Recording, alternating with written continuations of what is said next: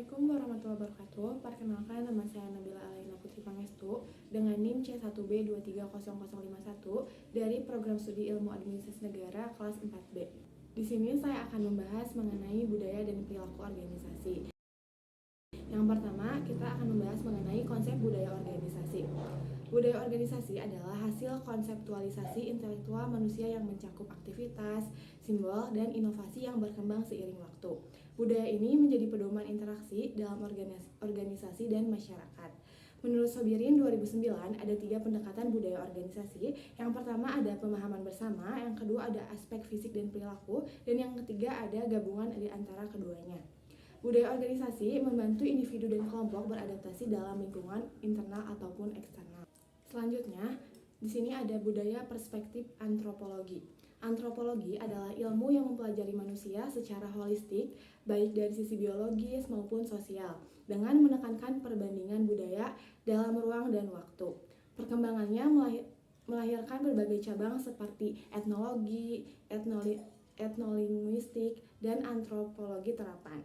Menurut Saim 1992 menjelaskan bahwa aktivitas dan hubungan manusia dalam organisasi mempengaruhi oleh nilai-nilai budaya. Secara keseluruhan, antropologi membantu memahami perilaku manusia dan peran budaya dalam membentuk organisasi. Selanjutnya, di sini kita akan membahas mengenai budaya perspektif sosiologi. Sosiologi adalah ilmu yang mempelajari masyarakat dan interaksinya dengan lingkungan. Diperkenalkan oleh Auguste Comte, sosiologi berkembang dari analisis persoalan sosial seperti perang, pembangunan, dan budaya. Ciri utamanya adalah empiris, teoritis, kumulatif, dan non-etis. Sosiologi membedakan budaya dan peradaban, serta melihat organisasi sebagai miniatur masyarakat yang mencerminkan nilai, norma, dan perubahan sosial. Selanjutnya di sini ada nilai-nilai budaya. Budaya adalah nilai, keyakinan, dan norma bersama yang membentuk pandangan hidup dan perilaku dalam masyarakat ataupun organisasi. Nilai budaya muncul dalam visi, misi, dan interaksi sehari-hari. Dalam organisasi, nilai ini dibentuk oleh pendiri, pemimpin, dan pengalaman serta menjadi penggerak dan pembeda organisasi. Secara filsafat, nilai bersifat normatif dan ideal. Menurut Max Scheler dan Kailan mengklasifikasikan nilai dalam berbagai tingkatan dari nilai material hingga kerohanian. Selanjutnya di sini ada perkembangan budaya organisasi. Budaya organisasi terbentuk dari kebiasaan, tradisi, dan cara kerja yang mempengaruhi pendirinya. Budaya organisasi dibentuk oleh pendiri melalui kebiasaan, nilai, dan cara kerja. Selanjutnya ada teori organisasi. Teori organisasi adalah kesatuan sosial yang dibentuk untuk mencapai tujuan bersama, bergantung pada kerjasama manusia. Sejak zaman purba, manusia membentuk organisasi untuk memenuhi kebutuhan hidup. Unsur utama organisasi meliputi perilaku manusia, struktur, dan proses. Organisasi dipengaruhi lingkungan eksternal dan memiliki budaya yang khas. Keberhasilannya ditentukan oleh kualitas dan kerjasama anggotanya.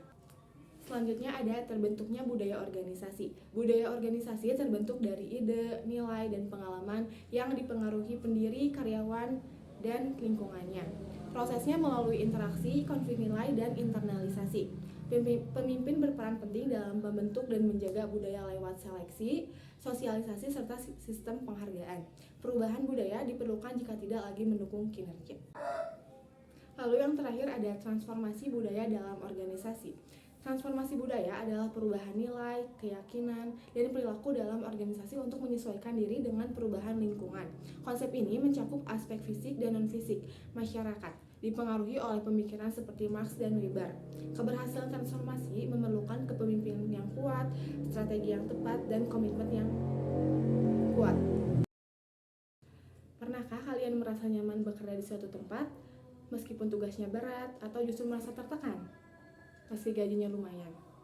Jawabannya, seringkali bukan soal pekerjaan itu sendiri, melainkan soal perilaku dan budaya organisasi. Di balik setiap keputusan, konflik, dan keberhasilan, ada perilaku dan nilai-nilai yang membentuknya. Yuk kita telusuri bersama apa itu perilaku dan budaya organisasi, dan mengapa keduanya sangat menentukan arah sebuah organisasi. Sebelum itu kita harus membahas dulu apa itu sih budaya dan perilaku. Budaya organisasi adalah jiwa dari organisasi itu sendiri, seperti nilai, norma, dan kebiasaan yang diwariskan dan dijalankan bersama.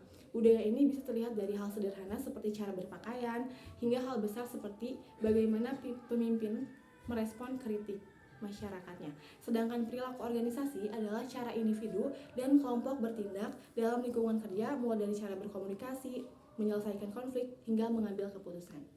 Bayangkan saja ada dua organisasi.